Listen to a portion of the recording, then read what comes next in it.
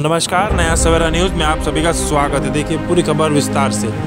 पूरा देश जहां 78वां स्वतंत्रता दिवस मना रहा है, लोगों द्वारा ध्वजारोहण संग अनेक कार्यक्रम किए जा रहे हैं, तो वहीं भाजपा ठाणे शहर उपाध्यक्ष डॉक्टर राजेश मढ़वी एवं पूर्व नगर सेविका प्रतिभा राजेश मढ़वी द्वारा भास्कर कॉलोनी चौक पर नागरिकों के लिए आरोग्य चेकअप शिविर और मतदान नोंदणी का शिविर का भी आयोजन किया गया। बता दें, डॉक्टर राजेश मढ़वी एवं पूर्व नगर सेविका प्रतिभा राजेश मढ़वी द्वारा ऐसे अनेकों कार्यक्रम नागरिकों के लिए किए जाते हैं।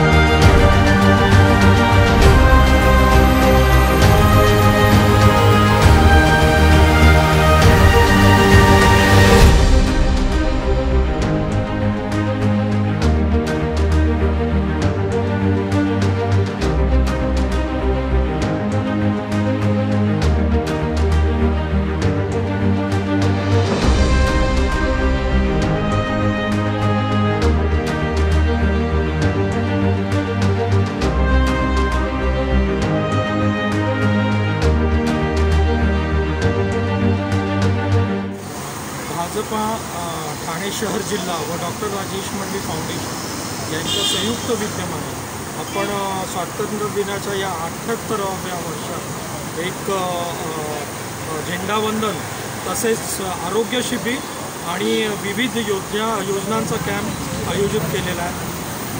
आपल्या देशभक्तांनी आपल्या प्राणाची आहुती देऊन आपल्याला हे स्वातंत्र्य मिळवून दिलं आहे, त्याचं महत्त्व खूप आहे। त्याचं आपण प्रत्येक जो भारतीय नागरिक आहे त्यांनी ते भानावर ठेवून आपला हा जो स्वातंत्र्य दिन उत्साहात साजरा केला पाहिजे आणि करतात।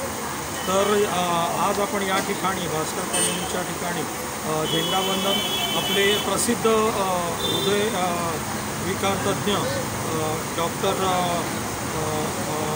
तांबे आणि आपले आमदार संजयजी केळकर, आमदार निरंजनजी डावकर तसेच अध्यक्ष संजयजी वाघुले यांच्या उपस्थितीत आपण झेंडावंदन साजरा केलेला आहे। दुसरं म्हणजे सन्माननीय पंतप्रधान नरेंद्रजी मोदी आणि आपलं महाराष्ट्राचे आपले शिंदेसाहेब CM शिंदेसाहेब आणि आपले डेप्युटी CM देवेंद्रजी यांच्या मार्गदर्शनाखाली विविध योजनांचं शिबिर आपण इथे आयोजित केलेलं आहे। आपण बघाल इथे पंतप्रधान आयुष्यमान भारत योजना तसेच नवमतदार नोंदणी त्याचं शिबिर पण चालू आहे आणि त्याला खूप प्रतिसाद आहे। आणि इथे आरोग्याचं बघाल तर अंबर आय केअर याच्यासोबत आपण मोफत नेत्रचिकित्सा, सवलतीच्या दरात ऑपरेशन्स तसेच 100 रुपयात चष्मा असं आपण इथे ठेवलं। इथे डायबिटीज चेकअपचं कॅम्प ठेवला आहे, तसेच जेनेरिक औषध ही इथे आपण ठेवलेली आहे। सवलतीच्या दरात कोणाला पाहिजे तर ते घेऊ शकतो। त्याचबरोबर दत्ता मेघे कॉलेजचे हे तुम्ही बघाल NSHचे स्टुडंट आहेत, त्यांनी इथे अवयव दानाचे नोंदणीचं शिबिर आयोजित केलेलं आहे।